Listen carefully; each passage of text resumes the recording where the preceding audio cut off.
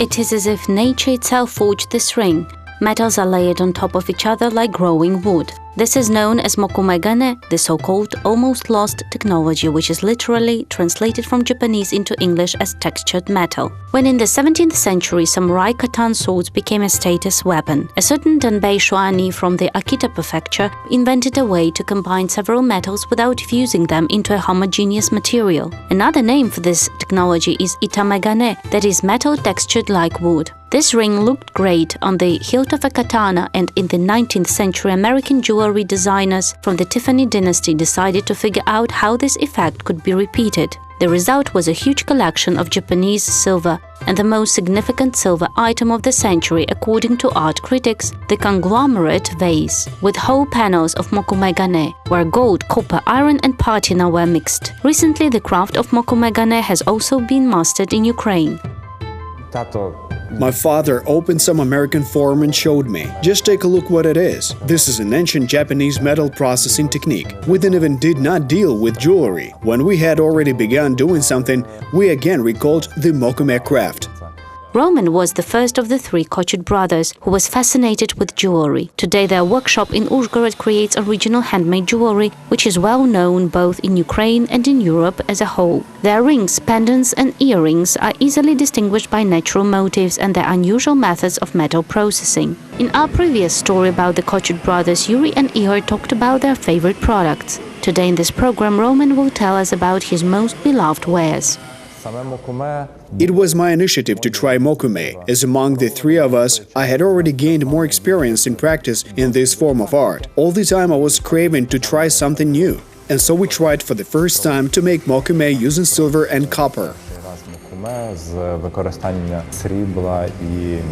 To master Mokume-gane was a challenge, both for Roman as a jeweler and for the resources of their family workshop. If an ordinary ring fails, it is easy to melt it. But here, fused plates of different metals are actually more expensive to separate than to simply throw them away. The difficulty is that for these plates you need the right alloy to cast them, because they must be fused and cast. The plates must be accurately forged to the desired size and thickness, and then they must be aligned to an ideal plane, in order that they fit as tightly as possible. Then we have to ensure the correct level of oxidation protection and the correct temperature. If you don't do this, there are a lot of small nuances, any of which can ultimately ruin the entire process.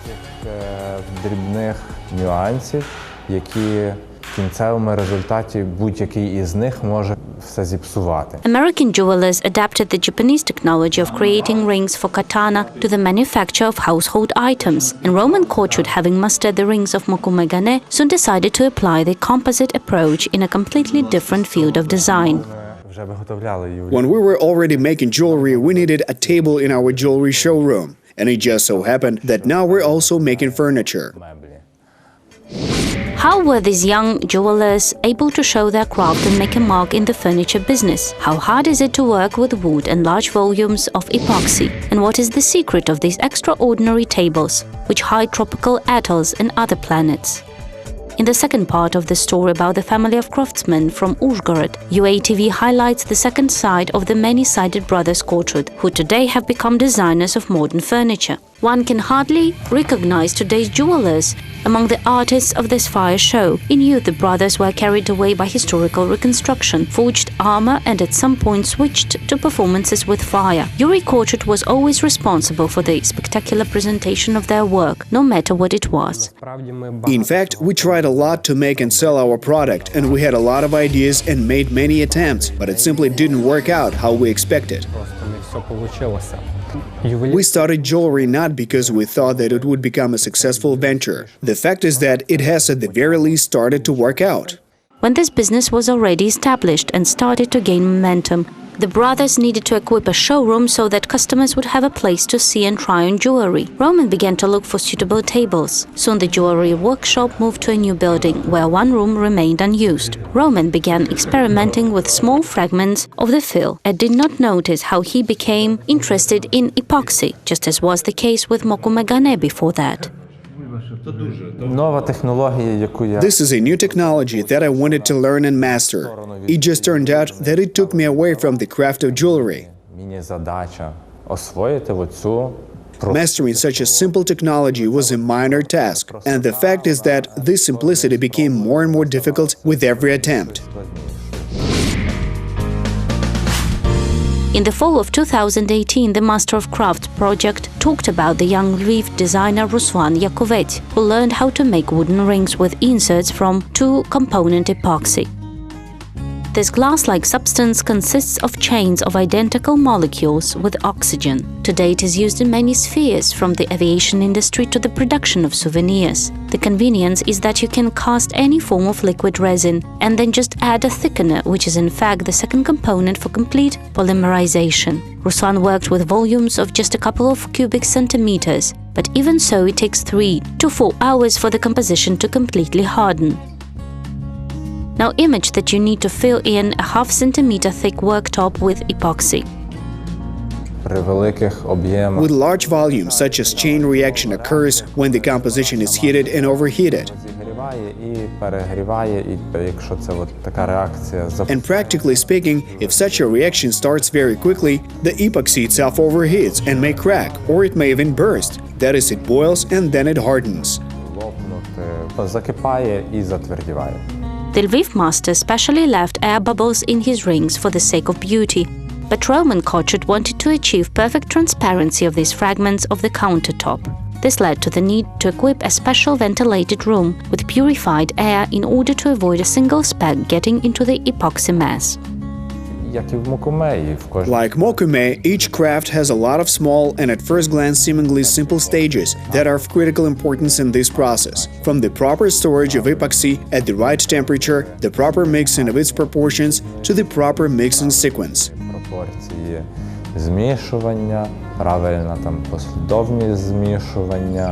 Now a separate master, Viktor Pidhorny, is responsible for this entire process. He asks to be called an epoxy tamer.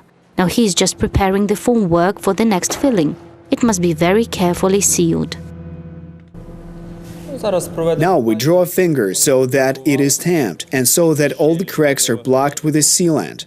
Now I coat the formwork with such a wax-based compound so that the epoxy does not stick to the formwork or to the table on which we will fill it. This will ensure that it will be easier to separate the table.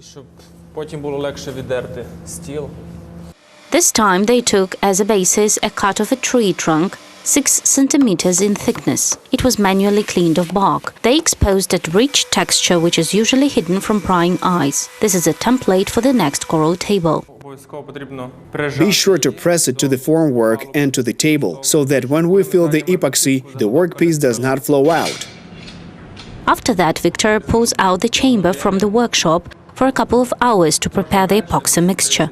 Roman says that they spent more than a year experimenting to find the perfect recipe and are not ready to share the secret. When everything is ready, the master of filling most likely remains an employee of a chemical or biological laboratory. We can safely fill in the epoxy, which we have already mixed. The following point is also important. It is necessary to fill the workpiece itself in order to avoid the formation of many bubbles.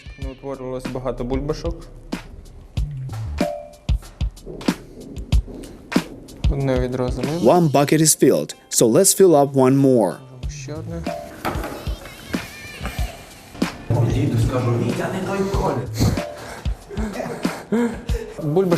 The bubbles that form during the pouring will partially disappear from the heating of the epoxy when it hardens.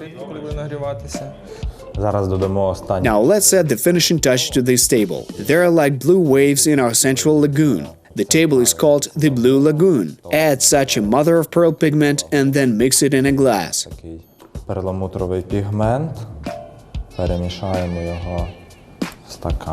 And we pour it especially from such a great height that it pierces and falls to the bottom.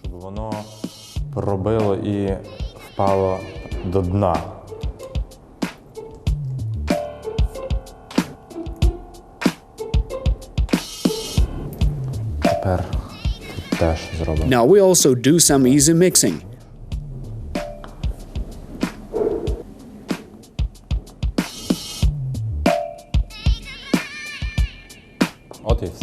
That's all. Now we simply wait until the epoxy hardens, and approximately in 2 weeks it will be possible to continue processing. This is the process of grinding, polishing and varnishing. Exotic tables of wood and epoxy can now be made in the dozens, and among there simply cannot be two identical tables. Moreover, Roman basically doesn't use templates from woodworking plants. He only uses unnecessary fragments that would otherwise be used as firewood or will be transported and dumped into a landfill. The tinder that we used to make this table was already unsuitable for any other purpose. It would even be considered unsuitable as firewood. Thanks to this combination with epoxy resin, it was possible to give the tree a new life and to present it in the form of such a masterful work of art that will last for another 50 to 150 years. І подати у вигляді такого витвору мистецтва, який прослужить іще 50, 100, 150 років. Roman keeps the first successful tables in the workshop and observes whether they become deformed or if they become cloudy over time. Frozen epoxy is as hard as stone, though it is still extremely sensitive to high temperatures. So you should not put a mug or hot coffee or a teapot on this wooden table, as there is a high possibility that you may damage it. In today's collection of Kochuts, there are not only lagoons or rivers, but also amazing images of distant planets.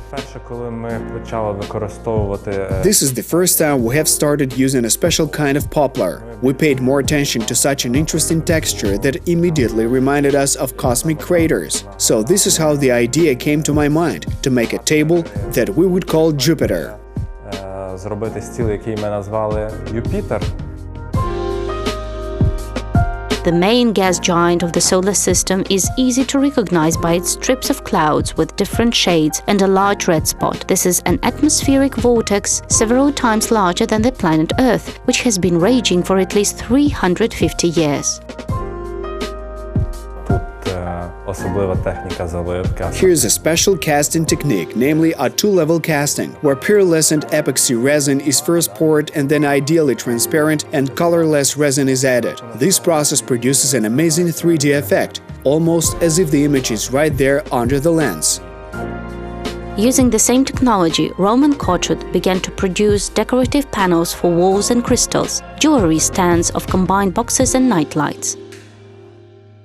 Today he is trying to start up the production of door leaf with epoxy inserts. In the meantime, very few such creative people in the world have repeated the successful experience of these Ukrainian masters.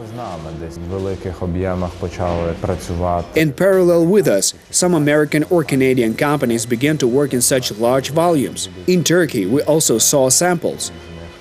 Of course, further, there will be more different masters and companies that will offer the application of this technique at home. And then we will definitely have our own ideas and our own directions. So perhaps these tables will remain only one small piece in our portfolio of creative works. Who knows what the Kochut brothers will come up with in another year? It seems quite apparent that their career in this craft has only just begun. Yuri is already thinking about creating a community of craftsmen for decades to come with one main unifying idea. Нам хочеться заявити про Україну як про якісного виробника. We're proud to declare that Ukraine is a high-quality manufacturer of jewelry, or the tables that were described. We want to improve the image of Ukraine just as European brands do. They make their countries famous through their work. Роблять свою країну відомою через свою справу.